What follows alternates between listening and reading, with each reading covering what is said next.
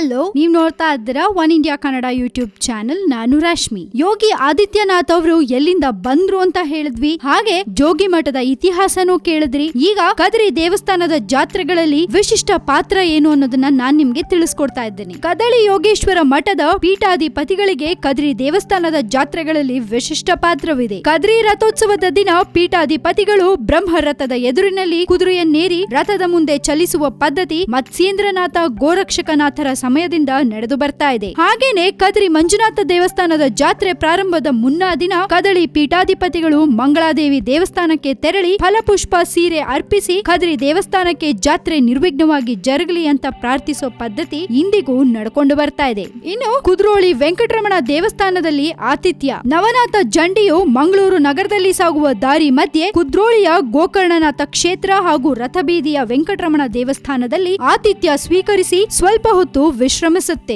ಇದು ನಾಥ ಪಂಥಕ್ಕೂ ಈ ಎರಡು ಕ್ಷೇತ್ರಗಳಿಗೂ ಇರುವ ಸಂಬಂಧವನ್ನ ತೋರಿಸುತ್ತೆ. ವೆಂಕಟರಮಣ ದೇವಸ್ಥಾನದಲ್ಲಿ ಪ್ರತಿಷ್ಠಾಪಿಸಲ್ಪಟ್ಟಿರುವ ಶ್ರೀ ವೀರ ವೆಂಕಟೇಶ ದೇವರ ಮೂರ್ತಿ 1804ನೇ ಇಸವಿಯಲ್ಲಿ ನಾಥ ಸನ್ಯಾಸಿಯೊಬ್ಬರು ನೀಡಿರುವುದಕ್ಕೆ ಪುರಾವೆ ಲಭ್ಯವಿದೆ. ಹಾಗೆ ಕದಳಿ ಮಠಕ್ಕೆ ನೂತನ ಪೀಠಾಧಿಪತಿಗಳನ್ನ ಪ್ರತಿ 12 ವರ್ಷಗಳಿಗೊಮ್ಮೆ ನೇಮಿಸಲಾಗುತ್ತೆ. ವಿಜಯನಗರ ಸಾಮ್ರಾಜ್ಯದ ವಿವಿಧ ಅರಸರು ಶ್ರೀ ಕ್ಷೇತ್ರದ ಪೀಠಾಧಿಪತಿಗಳಾಗಿ ಸುಮಾರು 150 ಎಕರೆಗಳಷ್ಟು ಜಮೀನು ದಾನ ನೀಡಿ ಈ ಪ್ರದೇಶದ ಆಳುವಿಕೆಯನ್ನ ನಡೆಸುವಂತೆ ಕೋರಿದ ಹಿನ್ನೆಲೆಯಲ್ಲಿ ಪೀಠಾಧಿಪತಿಗಳನ್ನ ರಾಜ ಎಂದು ಸಂಬೋಧಿಸಲಾಗುತ್ತೆ. ವಾಡಿಕೆಯಂತೆ ತ್ರಯಂಬಕೇಶ್ವರದಲ್ಲಿ ಪ್ರತಿ 12 ವರ್ಷಗಳಿಗೊಮ್ಮೆ ಶ್ರಾವಣ ಮಾಸದಲ್ಲಿ ಜರುಗುವ ಕುಂಭ ಮೇಳದಲ್ಲಿ ರಾಜರ ಆಯ್ಕೆ ನಡೆಯುತ್ತೆ. ಗಂಗಾನಾಥ್, ನಟೇಶ್ವರಿ, ಬೈರಾಗ್ ಮತ್ತು ಕಪಲಾನಿ ಕವಲುಗಳಿಗೆ ಸೇರಿದ ಸಾಧುಗಳು ಮಾತ್ರ ಕದಳಿ ಮಠಕ್ಕೆ ರಾಜರಾಗಿ ಆಯ್ಕೆಗೊಳ್ಳಲು ಅರ್ಹರಾಗಿರ್ತಾರೆ. ಹೀಗೆ ಪ್ರತಿ ಕವಲಿಗೆ 48 ವರ್ಷಗಳಿಗೊಮ್ಮೆ ರಾಜರಾಗಿ ಆಯ್ಕೆಗೊಳ್ಳುವ ಅವಕಾಶ ಇರುತ್ತೆ. ಜೋಗಿ ಮಠದ ಮುಂದಿನ ರಾಜರು ಬೈರಾಗಿ ಕವಲಿಗೆ ಸೇರಿದವರಾಗಿರ್ತಾರೆ. ಸೊ ಕೇಳಿಸ್ಕೊಂಡ್ರಲ್ಲ,